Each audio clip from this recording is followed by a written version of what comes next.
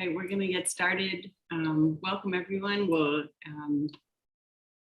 allow folks to continue trickling in, but I want to begin by welcoming everyone to the 26th annual celebration of Dr. Martin Luther King Jr.'s legacy of social and environmental justice. My name is Jessie Dalia, and it's a real honor to welcome you on behalf of our MLK Event Planning Committee. We are so delighted that you are choosing to gather with us this evening. We miss being with you, and we are so grateful that we have this opportunity to connect in the virtual realm with you. So this evening, you'll hear a lot more from tonight's speakers on the quote from Dr. King that we've selected this year. But this is a time of deep darkness.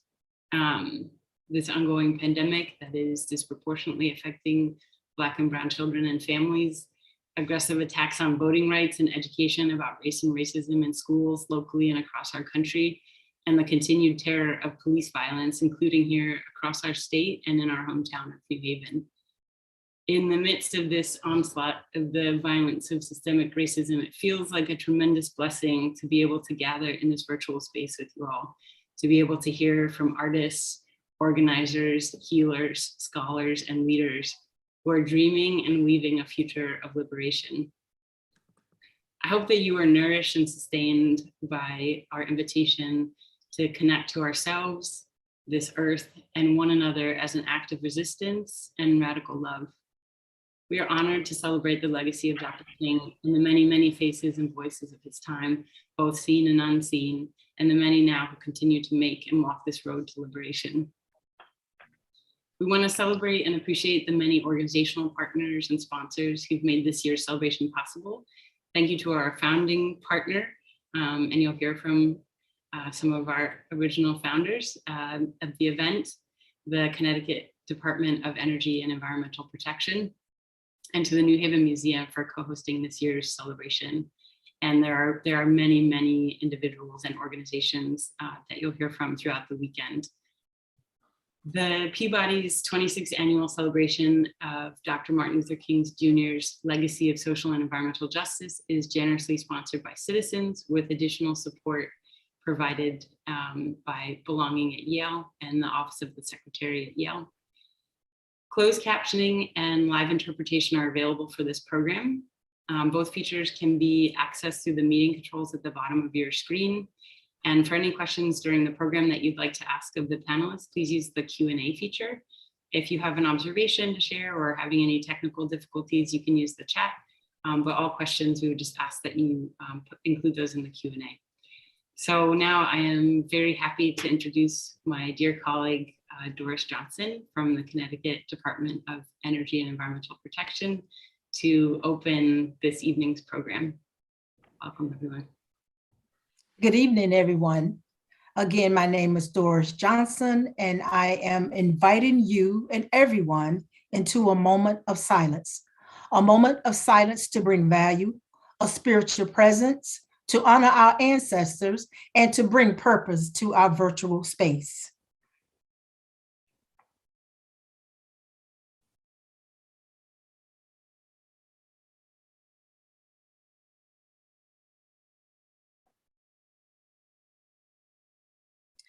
Thank you for your undivided reverence and attention.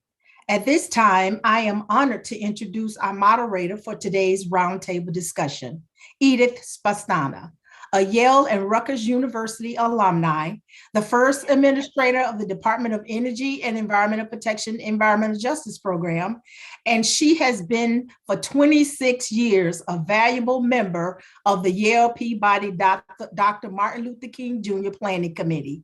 Let's welcome Edith to the forefront of this powerful event.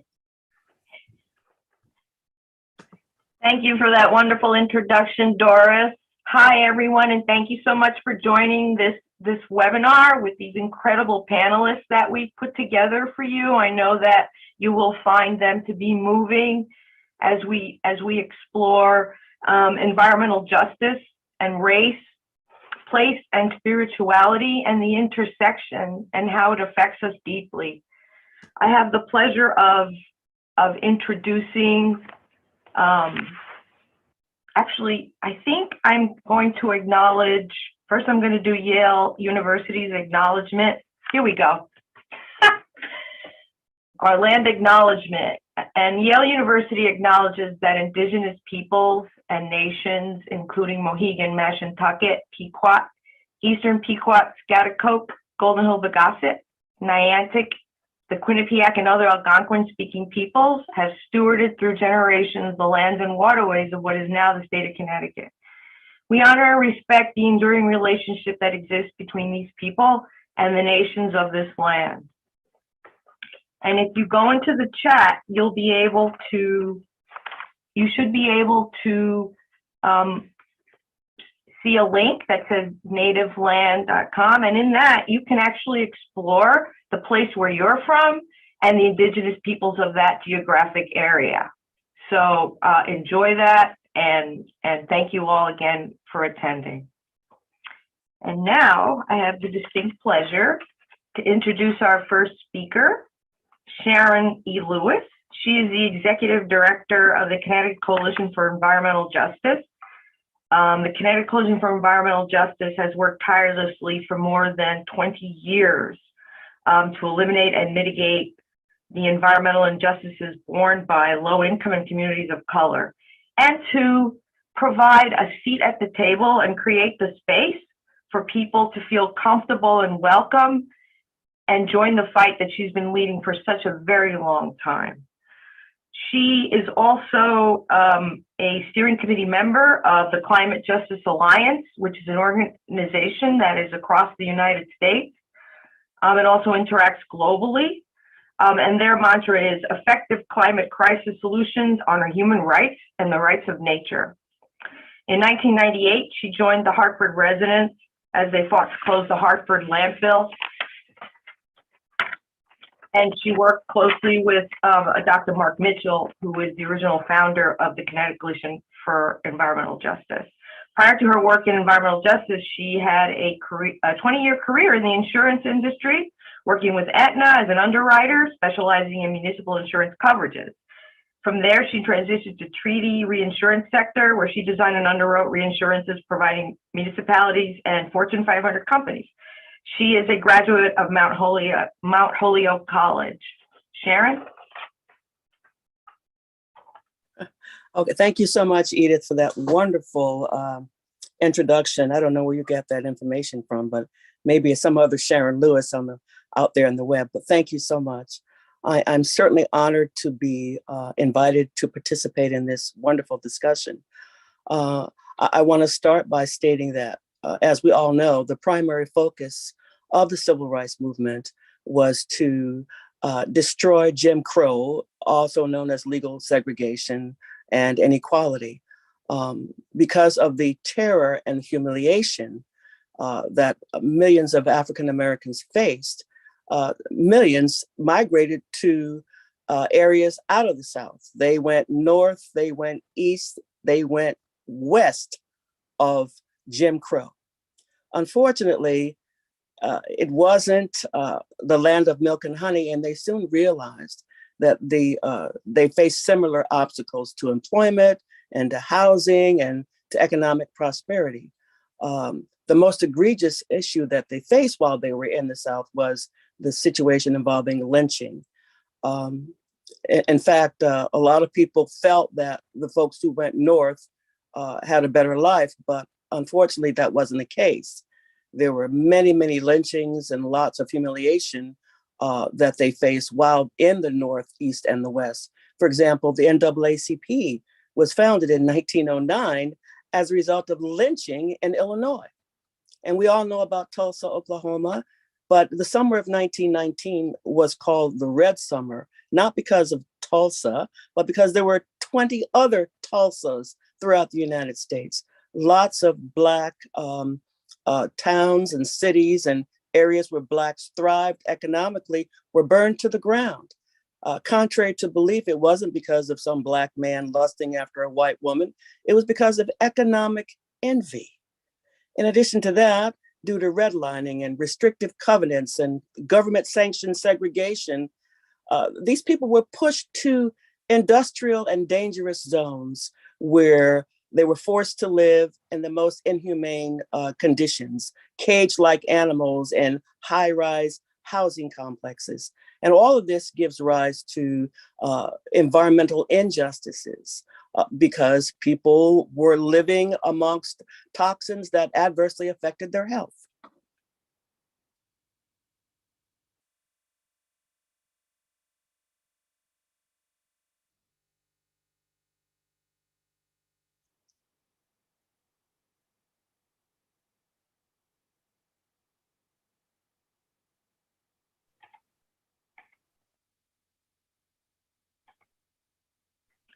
Sharon, would Yes. you like to share how your spirituality helped keep you going and moving forward in the work that you do?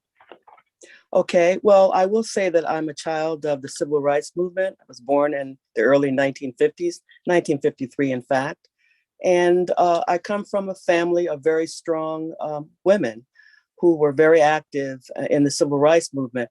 I was just telling someone today that even though I was actively involved, I was a preteen. I was like 10 or 11, but I was taller than most 10 or 11s. I looked like I was 13 or 14 at the time. I was always used to talking to adults, so I was able to converse. But I remember not working for civil rights in the North because my mother was from Alabama and our pastor was Richard Battles, who was in Dr. Martin Luther King's inner circle at the time. Church was an all-day thing, but not for me being all day in church. It was all day being in church and then downstairs calling people and getting people organized. But it was, and writing letters for people. It was talking long distance to people in Arkansas and Georgia and Alabama, members of the congregation talking to their families, organizing them in their fights from wherever they were. So I started very early.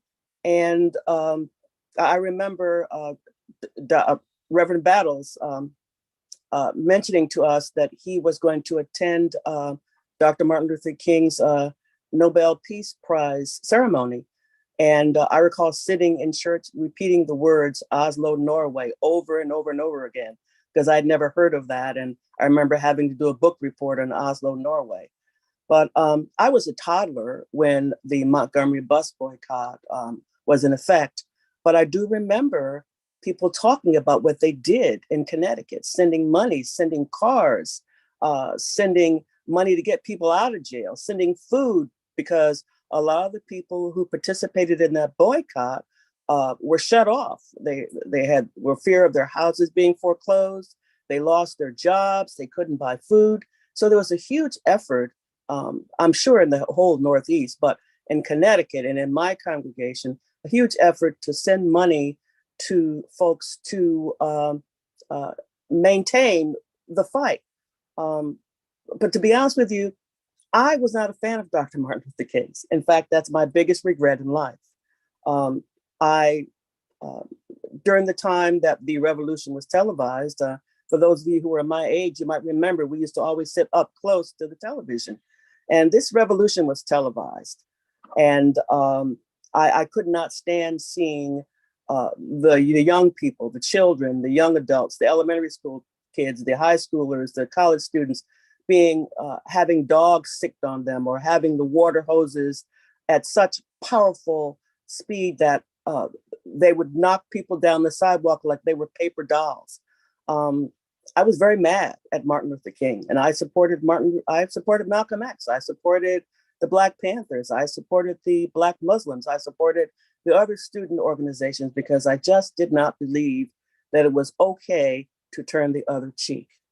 And I regret that because 40 years after that, when I was teaching a class on Martin Luther King and had to do a lot of research, I remember saying to myself, oh my God, boy, was I wrong.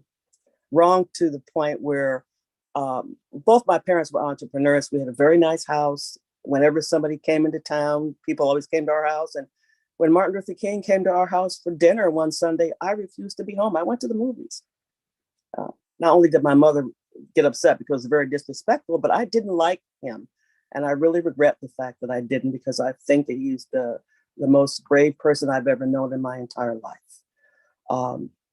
So I'm anchored in that. And, spiritually, I often think about the things he said. I often quote him.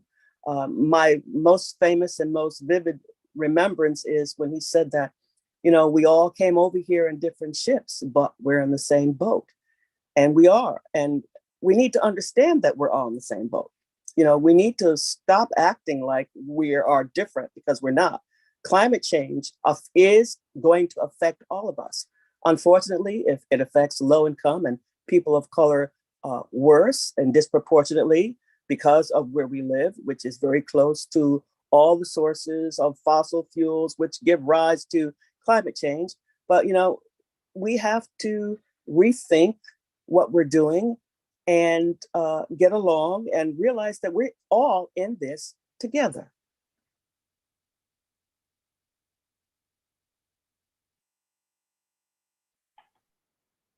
Thank you, Sharon. Thank you so much. Our next speaker is Maisa Tisdale. Let me see if we can get her on screen. I'm here. Am I here? Oh, you're here? Okay, there she is. There's the beautiful Maisa. There's the beautiful Maisa. So Maisa is the president of the Marion and Eliza Freeman Center for History and Community in Bridgeport, Connecticut. Maisa has advocated for the preservation of the Mary and Eliza Freeman houses since 1994 and founded the Mary and Eliza Freeman Center for History and Community in 2009 after coordinating a successful movement to save those homes from demolition. Ms. Tisdale has led the Freeman Center as a volunteer until 2019, when she became the center's first professional staff member. And over the past 10 years, Maisa has focused on the restoration of the houses and has worked tirelessly to create, in addition, a safer and healthier built environment in Bridgeport's South End, focusing on preservation, community development, and climate change. Maisa was born in Bridgeport, Connecticut. Her parents, James and Lois Tisdale, were educators and civil rights activists. They dedicated their lives to civil and human rights, the love of history, and they remain Maisa's strongest influences. Prior to the Freeman Center, Maisa has quite an extensive working career. She was a contractor for the U.S. Department of State's Bureau of Education and Cultural Affairs. She was executive director of the Ocean Classroom in Bridgeport, and manager of sponsorship and grants for the Mashantucket Pequot Museum and Research Center. She's a graduate of Yale, and she's a graduate of Yale University. Maisa. Hi, I actually have some slides, so if I can share my screen, that would be great. Am I able to do that?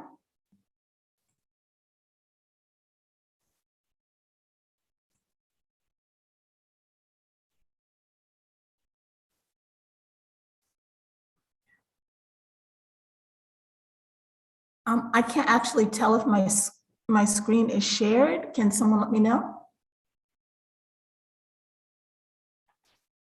I can see it. It's waiting.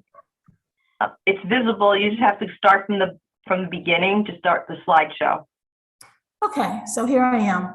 So, as you know, I am the president and the CEO of the Marion and Eliza Freeman Center, but this actual talk has been a challenge because no one has ever asked me to talk about the spiritual foundation that either led me to this work or keeps me doing it. And so I want to tell you a little bit about myself. So I was born in the wake of Brown versus the Board of Education. And as you can see, this is me. I'm 2 years old and I am grabbing the sweetness in life with both hands and scooping it up with a cup. And I think that kind of tells you something a little bit about me. I mean, I set out into life with great gusto. My parents were James and Lois Tisdale. My mom's family came up to Connecticut just after the Civil War, settled in Greenwich for a short time, made their way to Bridgeport in the 1870s. My dad came up from the South in a part of the Great Migration, and he followed his parents up after they got settled here in Bridgeport. So life was simple. We lived in apartments, and if those of you who know Bridgeport and Stratford, there's Canaan Court and Success Park, and we lived over there. Vacations were simple, not fancy. That's my mom, that's my brother, and that's me at the bottom, and we are vacationing in Mashpee. And then life took a change, life took a turn. My parents were civil rights activists. They were youth council advisors for the NAACP. And they were part of that community that Sharon was referencing, people in the North who also advocated for civil rights. But my parents always believed that you had to focus on community as well. So in addition to supporting the efforts in the South, they also worked really hard to change Bridgeport. So this is their youth council. And the members of the youth council are actually picketing here. This particular battle was to end slum housing. There was one landlord in particular, his name's on the window, who had slum houses. And it was really important to my parents what sort of environment people lived in. My parents were recognized for their work. So in 1964, during the Goldwater Johnson campaign, my parents registered Black and Puerto Rican people in Bridgeport to vote. And this was a major effort. Many people think that, oh yeah, the North, piece of cake, you know, there were no problems here in the North, but there were impediments to voting, which really echo the sort of battle that we're having here now. So in Bridgeport, not that many Black and brown people were registered to vote. My parents and their youth council went through every side of town, every housing project, taught people how to use voting machines. I did myself, even as a little girl. And they managed to register more voters for any other city of its size in the nation. And for this, they were recognized by Roy Wilkins. So you see my mom, Joel Kent, going, the head of the youth council at the time, William Chandler. You see Roy Wilkins, you see me down at the bottom holding the award. And you see my dad on the far right and my brother Preston. Very interesting. You see the sunglasses? This is a time of transition from NAACP to Black nationalism. And my brother was basically foreshadowing a time that was to come. My parents created a community for me. And I wanted to talk about that a little bit. I was born in a time when there was promise, when laws had changed, but actual practice had not changed.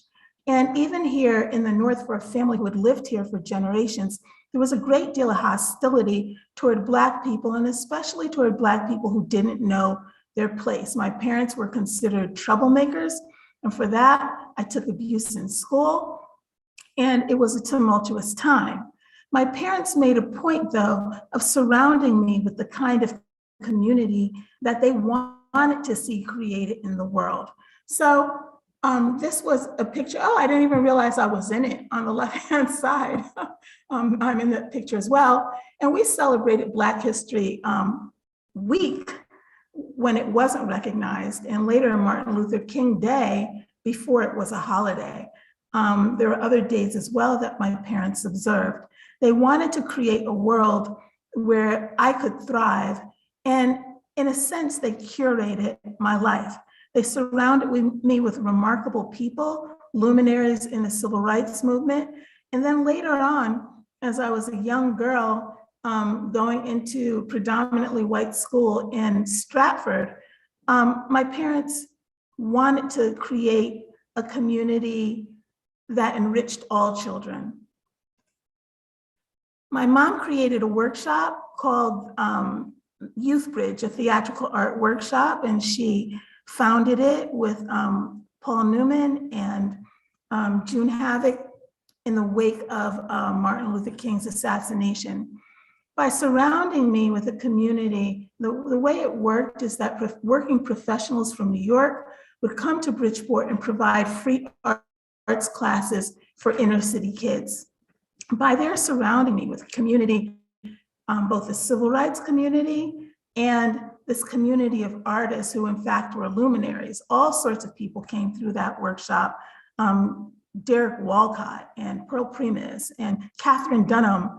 What they did for me is, in fact, they created a place that gave me confidence, gave me enough confidence to cut my hair at 10 years old. Here I am, when people were still wearing it straightened.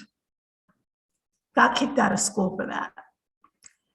So what do I do now? And how did this shape me? I will always try to create community. And the name of our organization is the Marion Eliza Freeman Center for History and Community, as opposed to history and culture, because I was always taught that change and the momentum for it dwells within community. So I guess it was natural for me to try to pay homage to a historical community that was all but wiped off of the face of the earth and out of history books. And if it hadn't been for Charles Brilvich, who just happened to be getting his pants tailored in the dry cleaners that was cobbled onto the front of Eliza's house, the history might have been lost to us forever. Within those, this is the community you see in the 1890s. It was actually established in 1821.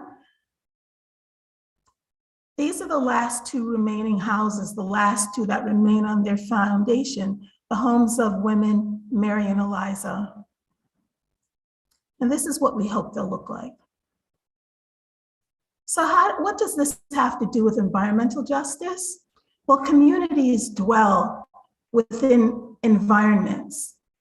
And the environment where communities live, the ones they create or the ones they're forced to inhabit, tell us a lot about how society views them and also how they view themselves. As I mentioned, my parents created a proud and nourishing and nurturing community for me. It was as though this community that did the same thing for people of color in the past provided sanctuary and prosperity. It was as though it called to me. So this is the community that the Native Americans and the African Americans who inhabited Little Liberia created for themselves. This is what that community looks like today. I want you to take a really close look at this. It's an environmental justice nightmare. When you look at this community, it took policies, it took intention, it took bad planning to turn what was the community we saw before into what you see here. If you look at it, it's a community that has just been overburdened, borne more than its share of community infrastructure, from utility plants to factories. And the homes that people once lived in were just taken away from the earth. When I think about Bridgeport and the environmental justice battles that we face, it brings me back to this notion of community and spirit. Fortunately, I have the ancestral community that my parents taught me about, the childhood community that strived for freedom that I grew up with, and the one they created for me later on. But what's interesting about this, I mean, so many of our Black and brown children live next to dumps and trash plants If a society places your children, your most precious, and your elderly, your most wise, right next to a sewage plant, right next to a trash plant, what are they calling you? You're next to a trash plant, they're calling you trash. You're next to a sewage plant, they're calling you a word that starts with SH and I won't say. And in the case of Little Liberia, where you see empty blocks just tarmacked over, they've gone a step further and tried to wipe out our existence altogether. So how do you restore this community? Both the public health, the public safety, and the spirit and identity of the people who live here. All of that is part of environmental justice. And that's why it's the Marion Eliza Freeman Center for History and Community. We do it for our ancestors and we do it for our children and for people who live where we are now. I'll stop because I don't think anybody's keeping my time.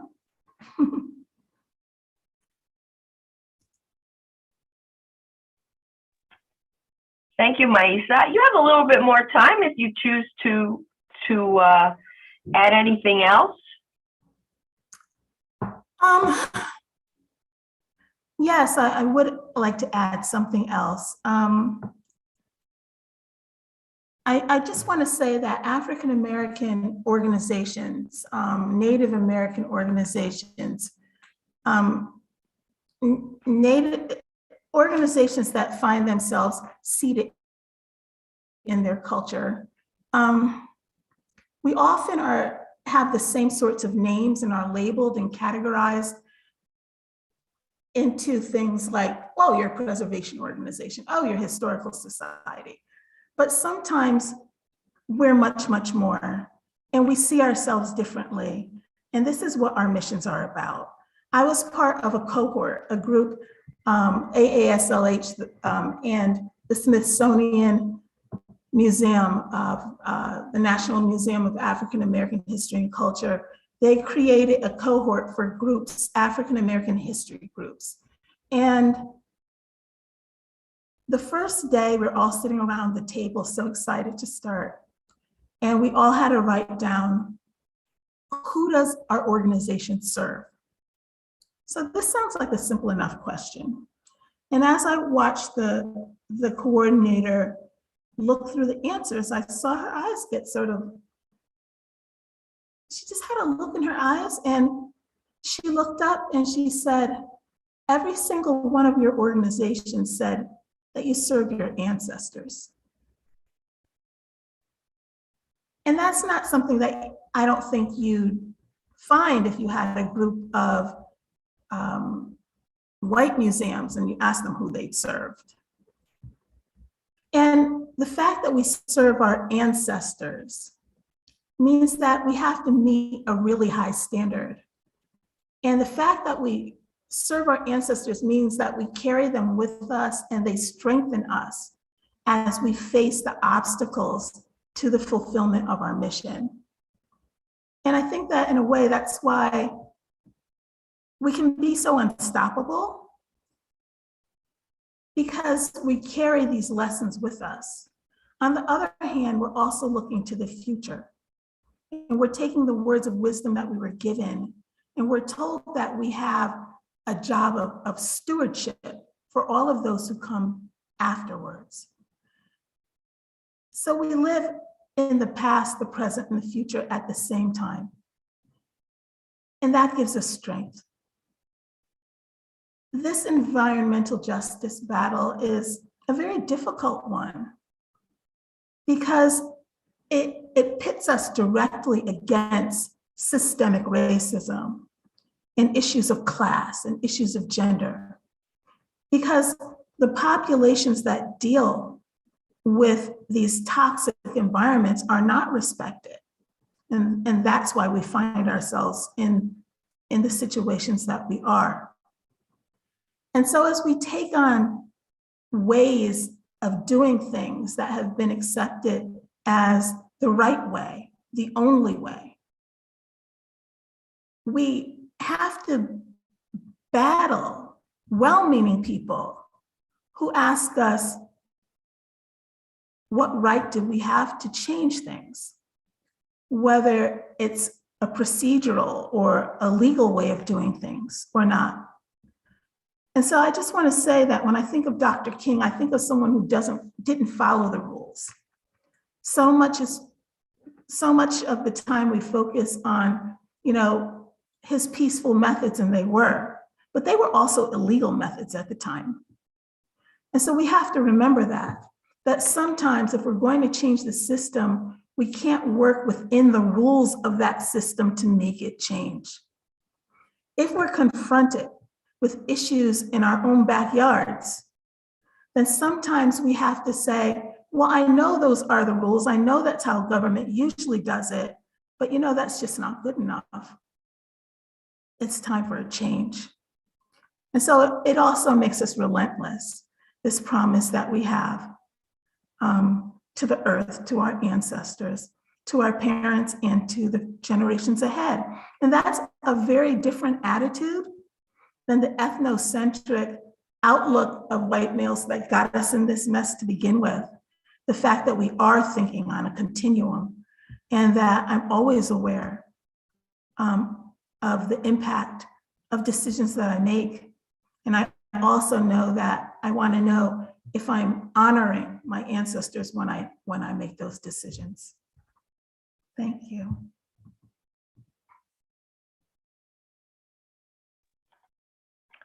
Thank you so much, Maisa. I can tell from the chat that people are connecting with you. As most of you panelists connected with each other when we first met. Yep, you're all connected spiritually, and I can see from the chat that some of the attendees are connected as well. Thank you so much, Maisa. Thank you. Okay, our next and last speaker, but certainly not least, is brontë velez. Are you all set? Okay. So brontë velez is an artist, educator, and designer. As a Black Latinx transdisciplinary artist, her praxis, theory, and action lives at the intersections of Black liberation ecology and creative placemaking. Her work intends to deconstruct the violences forged by environmental racism through radical imagination. Brontë serves as creative director for Lead to Life, a design collective, and as an educator for ancestral arts and nature connecting at the Weaving School. In her last year at Brandeis University, Brontë worked as a copy editor on a retrospective of Mexican artist Pedro Reyes' work when she witnessed his projects Disarmen Balas por Pistolas, in which he transforms weapons into shovels and instruments. She was struck with that vision to continue the project in the United States as a direct response to losing a dear friend to gun violence and the larger traumatic impact on Black communities and environments from police brutality.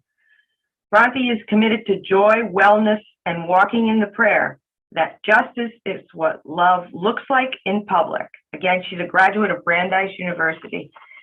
Brontë? Thank you, Edith. It's funny to hear an older bio and another way that I describe my work, but I feel love for that younger being who was learning about their work. So I'm just feeling love for that bio, and love for walking more deeply into what the truth of my work is. And I am so grateful to Sharon and to Maisa and to Doris and to Edith, just the prefaces that have come before. I'm just impacted, so I'm just pausing to say thank you. I'm thinking about the language, Doris, of undivided reverence, and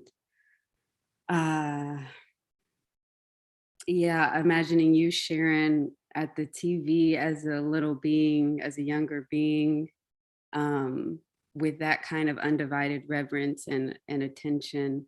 And Maisa, your your 10-year-old self, cutting your hair. I'm just with these, I'm with just those younger selves that have brought us to this moment. And to introduce myself, I want to follow a thread that Maisa just referenced of organizations, Black and Indigenous organizations, being situated in historical work or preservationist work. And I have been really impacted by a Black artist named Free Egunfemi, who has a practice called Untold RVA based in Richmond, Virginia, who uses the language of commemorative justice to speak to her work, which I feel very called toward in my own practice. And I feel like the language of commemorative justice elicits that there are, we just before this, on this call, like in our pre-call, we were talking about how I'm from Stone Mountain, Georgia, and how that's where the largest Confederate memorial in the US still resides, at Stone Mountain Park. And commemorative justice offers this language that there is a predominant public design commitment to white supremacy and to terror and to monuments of harm and violence that keep intact what a person named Dr. Sean Jenright calls persistent traumatic stress environments. Whereas as a child, I was just sharing, walking up Stone Mountain and actually being immune to seeing the Confederate flag because it was quotidian and something that we were used to witnessing. And so my work is about thinking about, especially the spirituality of my practice, is acknowledging that we live in haunted places that have not done that commemorative work to acknowledge egregious violences to Black people and to land, and that those are interdependent reconciliations that have to happen. And my practice is thinking about how do we repair and heal trauma that has happened to us on our own terms if white people aren't going to do it? And how do we go and honor and commemorate what has happened? And that is not new work. That work has always happened. I think what my work distinguishes in a new generation is a different kind of safety to make that work public. And I'm grateful for all of the foremothers and ancestors and Dr. King, who has made my work possible. So I want to share two stories to introduce my relationship to my practice and also to Dr. King. My work has deeply been situated in Dr. King's, in Kingian timelines and Kingian moments, which I'm really grateful for. And the first story I want to share is, and I'll also share some images in a moment, is preparing to host commemorative events for the 50th anniversary of Dr. King's assassination in Atlanta, Georgia, Cherokee, and Muskogee territories. And not coming to the work of the commemorative events as an artist and as an ecologist, but not as someone who would have described myself as a healer or a ceremonialist. But that work soon came to be clear that there was a spiritual dimension of the practice that couldn't be separated from the work, especially when you are commemorating ancestors, and also through our practice commemorating Black children who have been lost to both police brutality and intercommunal gun violence, through rituals where we transform guns into the otherwise, into ritual objects and tools to plant trees, to at one moment to dig up soil to send to Equal Justice Initiative's National Lynching Memorial from the site of a lynching that happened in Georgia that had yet to be publicly commemorated, the lynching of a brother named Mac Brown in 1936. The tools have been used for different ceremonies, and I didn't understand the kind of protocol of being initiated to do that type of work. I think there were traumatic initiations that brought me to this work, through losing my friend to just the state of things at that moment in time, through Ferguson, through the Black Lives Matter movement. And I was longing for an elder without that language to help me and to guide me and to bring me through a rite of passage, even though that's not what I knew that I needed.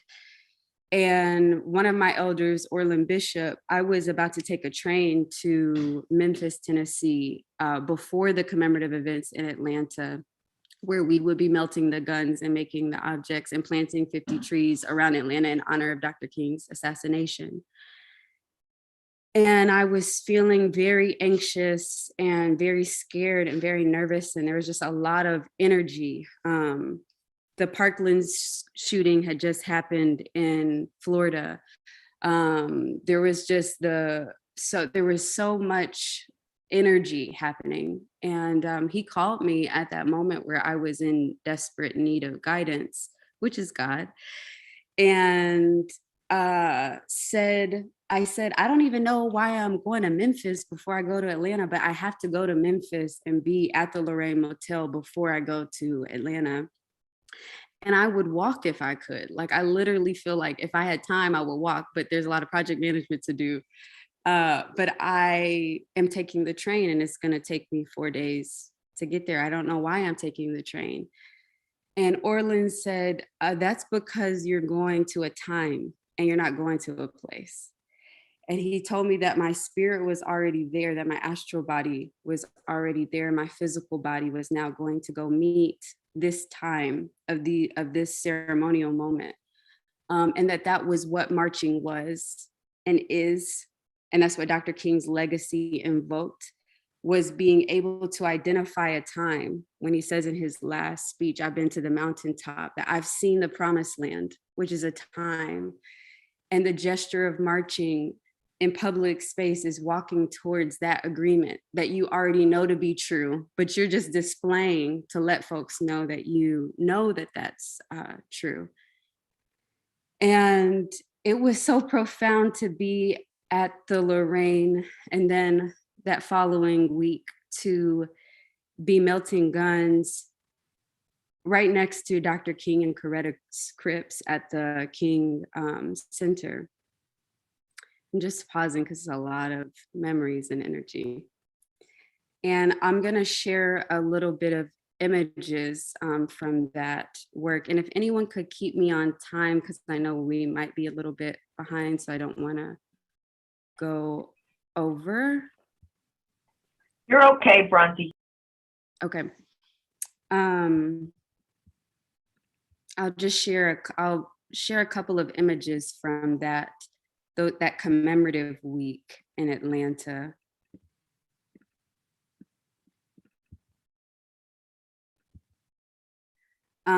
This is not an image from Led to Life. This is an image from another group who, after Led to Life, also collected soil at the same site, Fulton County Remembrance Project.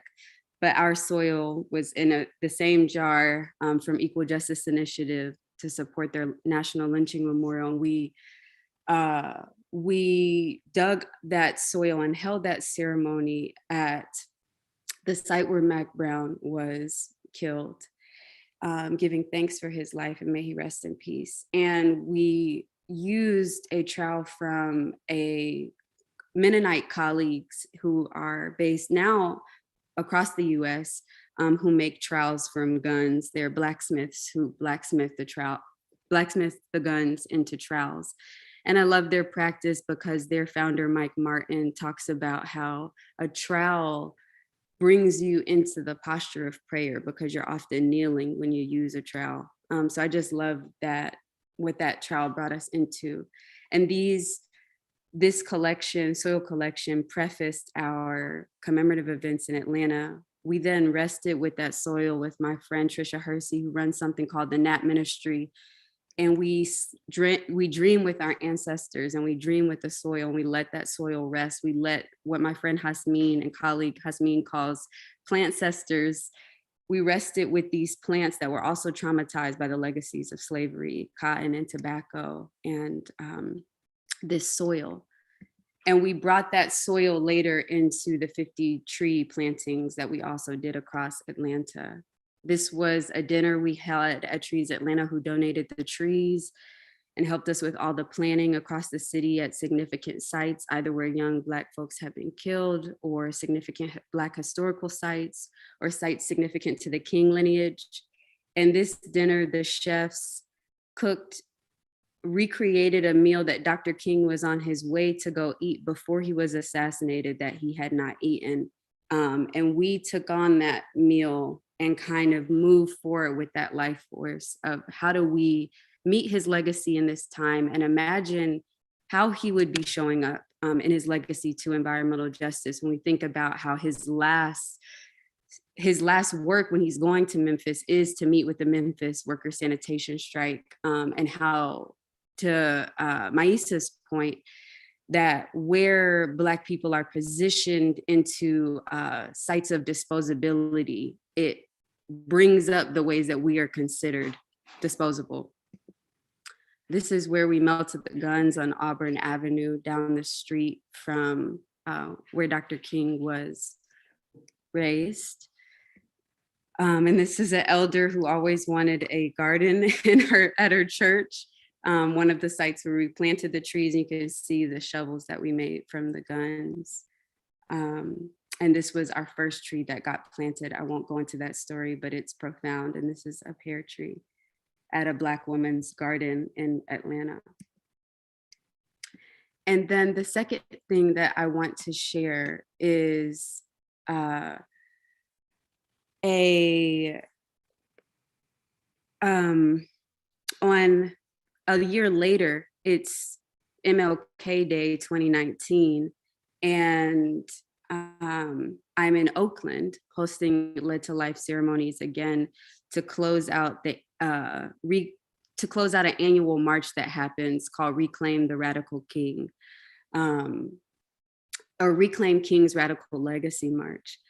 And it's hosted by a group called Anti-Police Terror Project, who is committed to demilitarizing the police in Oakland and holding police terrorism accountable and creating other measures for community safety. And we had you can see Dr. King on the altar here. And we had this is one of the shovels at the ceremony. And we had the crucible again with our collaborator, Jim Brenner, who is our metal artist, in front of Oakland City Hall, that's also been known as Oscar Grant Plaza, to melt the guns and transform them into molds that reflected the stars that were above Oscar Grant the evening that he was murdered 10 years prior at Fruitvale Station. And this is the guns were processed to the furnace by families and community members, predominantly mothers who lost their children to police brutality and gun violence and were courageous enough to say yes, to imagine a world without state violence with us. You can see the stars. You can see the star here. I'll stop my share now. And that night, or right before, we didn't know if we would be able to, we didn't have a permit for the crucible, which is, as you can imagine, on a government site is a really huge project management nightmare. And we were in a really big battle internally with our team around whether or not to proceed. And on Dr. King's birthday, January 15th of 2019, I took a bath in the stress because it was about to happen. And we still didn't have a permit. And I listened to a random sermon of Dr. King's. And I just looked up Dr. King's sermon. The sermon that came up was called "But If Not." He offered it in 1967 at Ebenezer Baptist Church. And it shook me to the core. It was about Shadrach, Meshach, and Abednego in the Judeo-biblical story of being asked by King Nebuchadnezzar to bow before his gods, and their refusal to bow before his gods. And they're going to be thrown into this furnace. So, I'm like, oh my God, I got the furnace. Here's the furnace. Like, God, this is the sermon that I needed. And King Nebuchadnezzar tells them to bow down, and they refuse. And they say that their God will protect them. And even if not, they still will not bow to their gods. And Dr. King talks about how that was a practice in civil disobedience, and how civil disobedience happens when you have a higher agreement that is not legible to the state, and you have something that in your spirit that is not, you have something else that you have to obey. That may not be, he uses the language of, that may not be in harmony with man-made, human-made laws. And Dr. King goes on to talk about the distinction between an if faith versus a though faith. And he says that an if faith is, if you do this for me, God, if I don't go to jail, if you give me a permit, if you do X, Y, and Z, like, I'll do what you asked me to do. As long as nothing goes bad. If I don't feel sadness, if I don't feel hurt, if I don't feel pain, I'll do it. And then he goes on to say, a though faith is though there may be sickness, though there may be pain, though there may not be clarity, I will do what is mine to do, and I will live into integrity, because there's a higher agreement that may not be respected at this time. But there's something else that there's something else I have to do.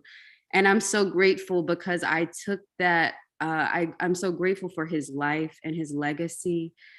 And just being able to feel his life and his guidance come with us that day for such a powerful and beautiful, significant ceremony, for so much that had been unacknowledged in Oakland. And that's my introduction. Thank you. Pass it back to the center. Thank you so much, Brontë. I can tell you reached a lot of people, touched a lot of hearts. And now, if you have, I want to open it up to people in the chat to see if people have some questions. We have, if the three speakers would come on back on video, turn on their videos, please, for people to see you, that would be great. We have one question from Sarita Covington.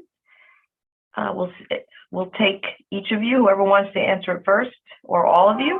How does reparations for Black descendants of enslaved Africans and the land back movement factor into the struggle for environmental justice? You want to take that on, Sharon? I'm looking at your face. First stab at it. Yes. Well, it does factor into environmental justice. The very fact that African Americans were denied access to home ownership put African Americans in a position where they were denied generational wealth. Everybody knows, hopefully now, that the key to generational wealth is property and home ownership. African Americans were denied access to the purchase of mortgages and properties, and redlining with banks as well as insurance companies kept them in situations where where they lived was either in places that they did not own. They had to pay more for less. They were not able to dig themselves out of this negative situation because property values continued to go down because of where they lived. They lived in industrial zones that were not valued, and there was no maintenance or upkeep because you could not borrow money to even maintain the property that a few of them did own. So it's a very serious environmental justice issue. And if I had my way, for me, reparations looks like allowing people of color, African Americans, to buy a house anywhere they want to buy without a down payment, as long as they can pay the mortgage. Maisa, brontë? So I think reparations is more than giving back land. It's giving back power to do what you will and to do what's right with that land. So if you look at the south end of Bridgeport in Little Liberia, this was land that white people didn't occupy. It was on the water. Back then, water was considered by many of the powerful people unsafe. You know, you got sick, it was unhealthy, there were mosquitoes. And oftentimes when these sort of Black settlements were established, they didn't get to establish them on the best of the land, but they had a vision that made those places better places. So when Black people and Native people were dislodged from the land, they also lost any power over making that land a better place, making society a better society on those places. They lost places where they could gather and think and discuss. They lost places that where they had sanctuary. So when I fight for Little Liberia today, I fight for it, and I'm very conscious of the fact that we were dislodged from that land and the community was dismembered. Give me back that land. Land shouldn't belong to people based on how much money they can fish out of their pocket. It shouldn't be that because you can exercise obscene power over a place, that you can determine what kind of lives that the people who live on that place lead. So reparations isn't just about money. It isn't just about space. It's about building a better world and giving people the means to do that. I don't have control over what's sited on land that hurts people. Even within a shorter time frame, you know, of the 1800s, that wasn't land that belonged to white people. So reparations, give me back the land. Give me back the power over that land, the politics that define the laws over that land, an administration that determines public policy over that land. Reparations isn't just about land. So, I mean, when I think back to the injustice that surrounded land, I mean, when plantations were built, they mowed down trees, right? But first they removed Native people from the land through murder, and then worked the land by the labor of Blacks through bondage in a market of growing babies. So reparations for me, it goes well beyond that. We need to lay claim to what was ours, to what we built, and also the right to make policies for the land on which we stand. Thank you, Maisa. Brontë? Thank you all for those answers. Thank you, sir, for your question. And thinking about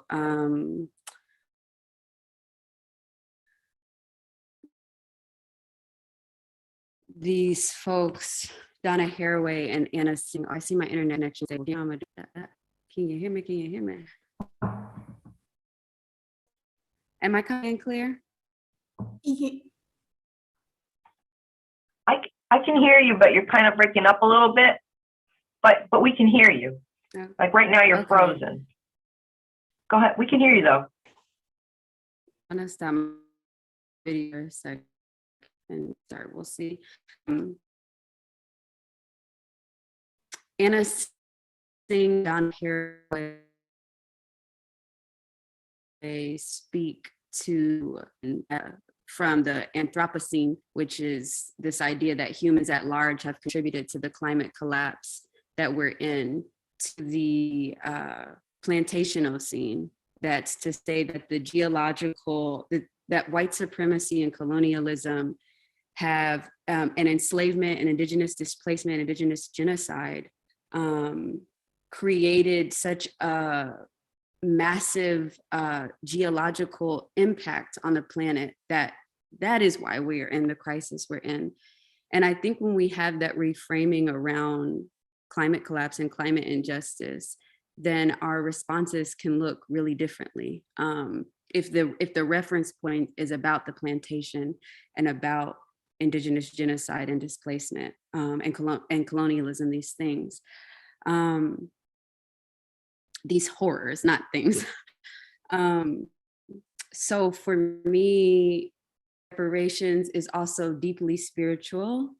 It is about what has been left uncommemorated. And at this point, there is some irreconcilability. And where do we go from there with that? How do we be with that?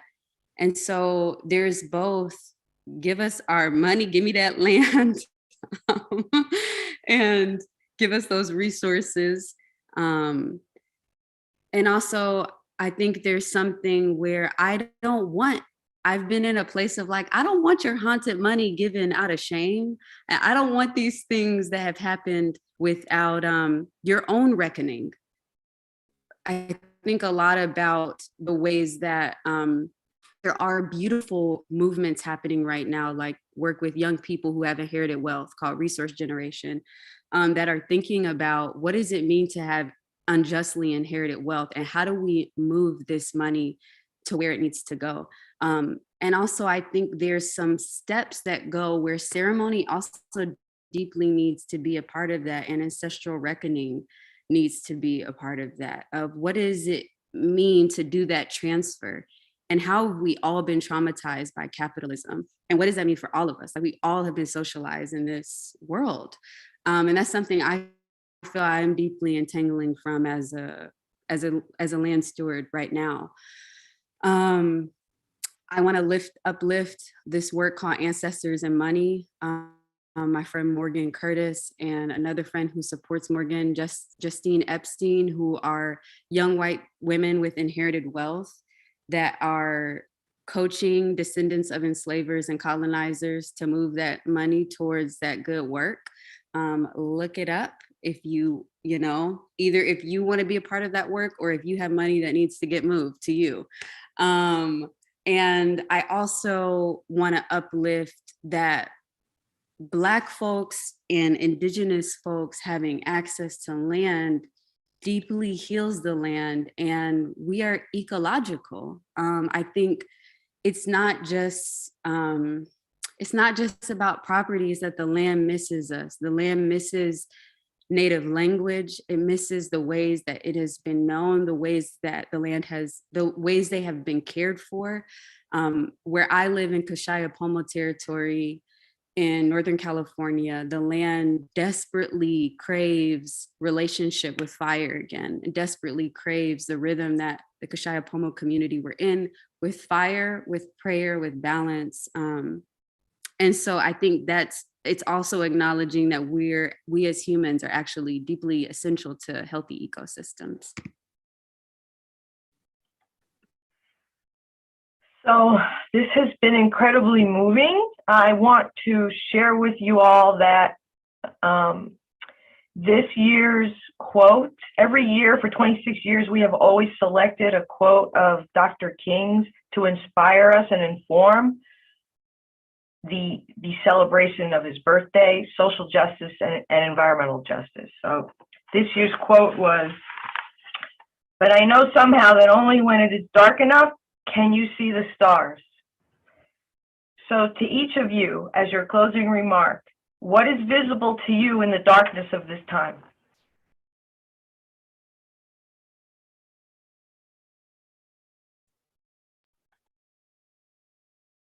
Who would like to share first?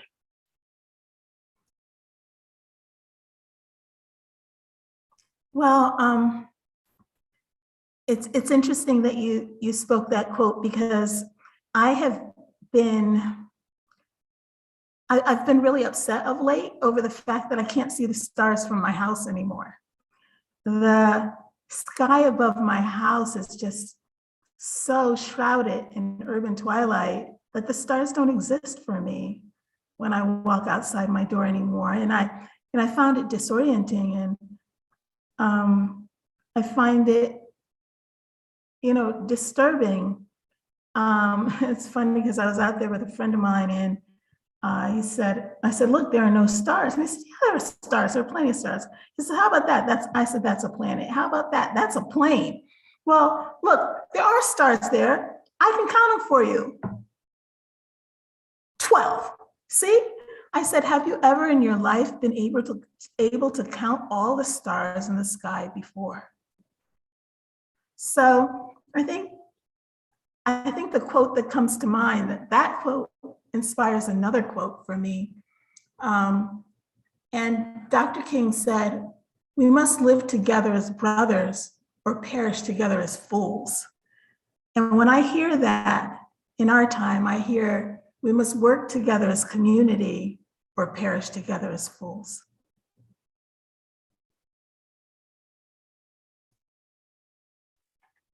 So I got the chills. I'm sure some of you got the chills also, right? Brontë. Thank you, Maisa. Yeah, that those, yeah, I just really feel that star story. I think is one of the deeper atrocities of environmental just racism and pollution, to one of the bigger desecrations to not see, to prevent our ability to connect with the stars and ancestors in that way. And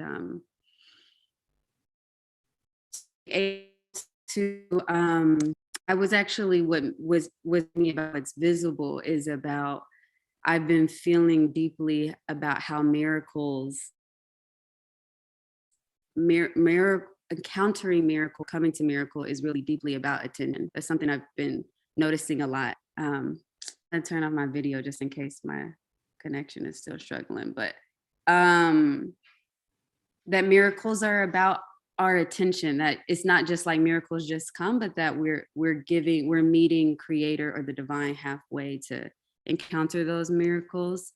And so I just feel grief around what happens when stars aren't there or visible to us. And that makes me think of another Dr. King quote as well. Around, he's talking, I believe, to students who organized the sit-ins during the civil rights movement. And he's letting them know that they have cosmic companionship in the struggle for justice, that there is, and I think that's a different quote about the moral arc of the universe bending toward justice. But I love thinking about that what's visible is also kind of what's invisible. My dad talks a lot about a scripture that I can't think of, about making the invisible God visible. But there is there is something about trusting that we're not alone. And that's something that's also Dr. King speaks to in that But If Not sermon. But yeah, I love that the ancestors have come up in this conversation, and that feels so visible to me that they're guiding us even here in this moment. Sharon. Okay, this one is very difficult for me. I remember when I saw Total Darkness for the first time, and I was totally blown away. I thought I had known what darkness was, but not until I got on the ship. And I was very sad because the beginning of my cruise was the day my father died. And the end of my cruise was the day my mother died. And I was really sad the entire time. And one evening I stepped out onto the patio and it was so dark, I could not even see my hand in front of me. And I was really scared. I'd never seen darkness like that ever before. And I kept looking, piercing through the darkness as if I was going to see something. And lo and behold, I did.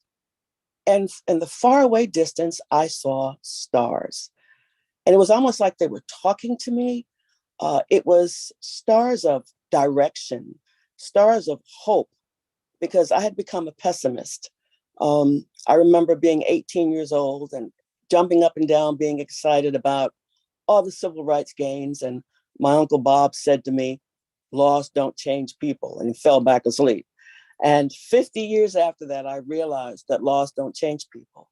And I became a pessimist. I was not optimistic about change. But that experience on that ship with that darkness and seeing those stars convinced me that there is hope. And believe it or not, just like the North Star guided the slaves, those stars gave a roadmap for me for the rest of my life. And I'm very grateful for that. Amen. I want to thank you all. Our time is up. We ran a little over, but couldn't stop this wonderful conversation, this deep conversation, this thoughtful. I know that many of you in the attendees, I'm reading the chat, have been touched as much as I have. I want to thank you for attending. I want to thank these brilliant individual panelists for the marvelous work that they've done, that they're doing now, and the work that they'll be doing in the future. Have a pleasant evening, and for the, this is the kickoff to our celebration of Dr. King weekend. Please visit our website and register for other events. There's a lot of other terrific programs and slamming and very meaningful programs to come this week. Thank you all. Thank you, Brontë, Sharon, and Maisa, for sharing your time with us, your space with us, and for the beautiful individuals that you are. Bless you all. Good night.